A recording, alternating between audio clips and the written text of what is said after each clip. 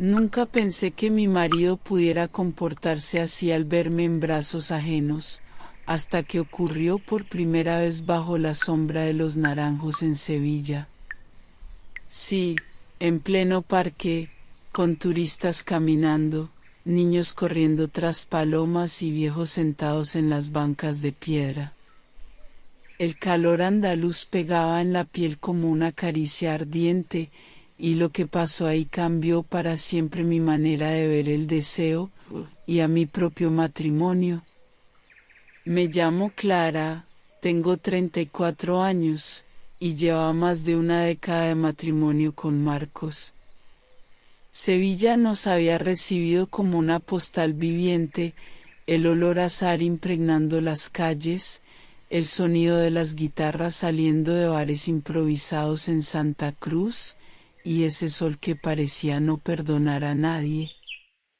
Todo era perfecto, menos lo que pasaba entre nosotros. Marcos me amaba, lo sabía. Pero algo en él había cambiado, ya no era solo la pasión por mí, era la pasión por verme desatarme frente a otros. La primera vez que me lo confesó pensé que bromeaba. Clara, ¿alguna vez te has imaginado compartiéndote? Dijo una noche, con una calma que me estremeció. Me reí nerviosa. Pero él no apartó la mirada. Y ahí supe que hablaba en serio. Pasaron días. Lo evitábamos. Fingíamos que aquella conversación había sido un malentendido. Pero cada vez que salíamos, cada vez que notaba como otro hombre me miraba, veía el brillo en sus ojos. Ese brillo que no era celos, sino deseo. Hasta que apareció David, un amigo de Marcos de toda la vida, sevillano, con esa forma de hablar que se arrastra entre bromas y verdades.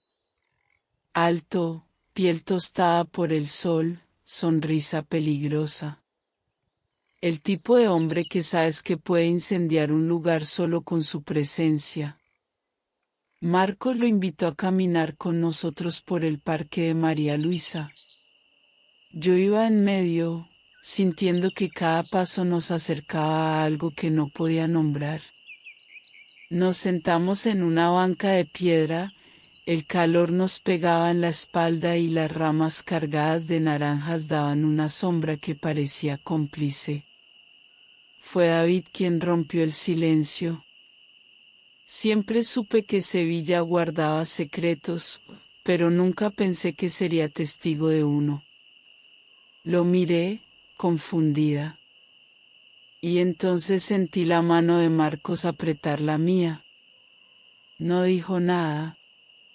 Solo me dio esa señal muda que lo decía todo. Adelante. El corazón me golpeaba en el pecho como si quisiera escaparse.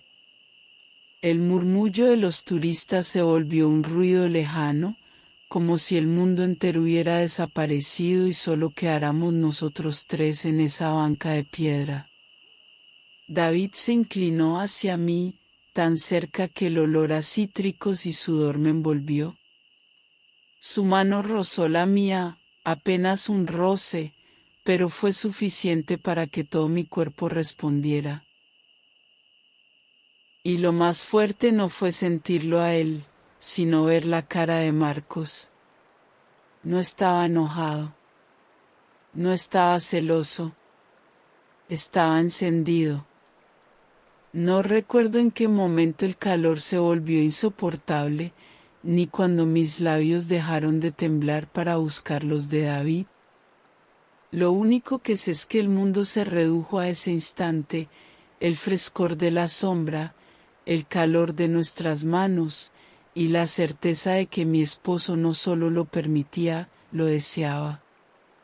El parque ya no podía contenernos.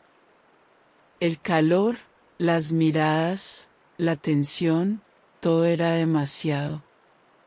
Sentí la mano de David en mi cintura, la presión de Marcos en mi espalda y su voz grave, apenas audible. Vámonos al coche.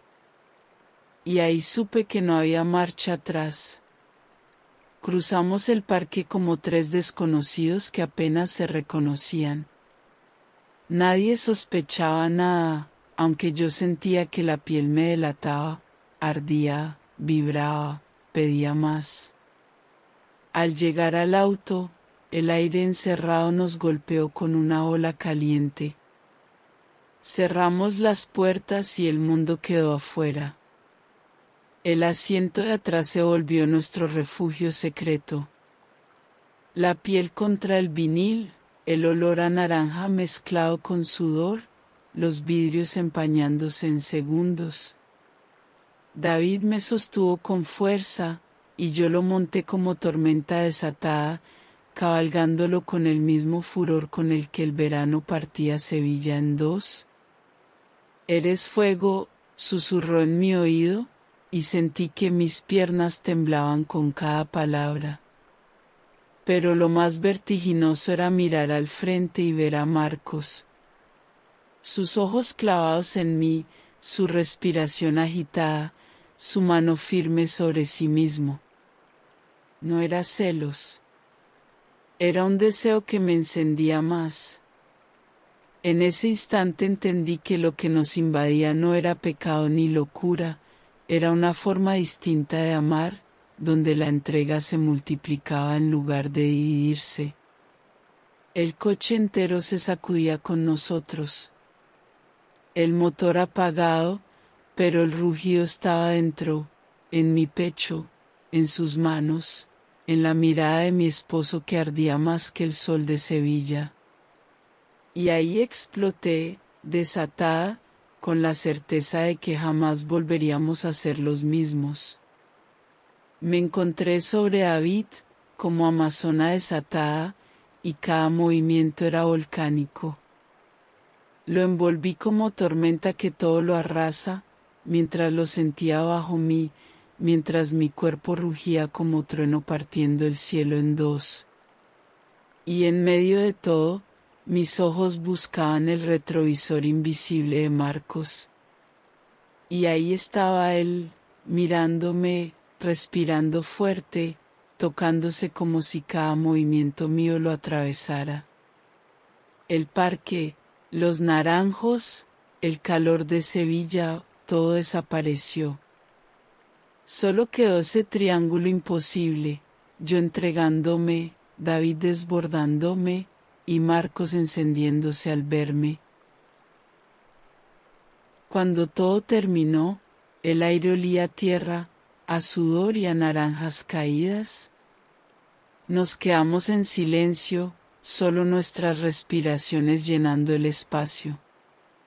David sonrió, con esa calma de hombre que sabe lo que ha provocado. Marcos tomó mi mano, con ternura, como si nada se hubiera roto, aunque yo sabía que ya nada volvería a ser igual.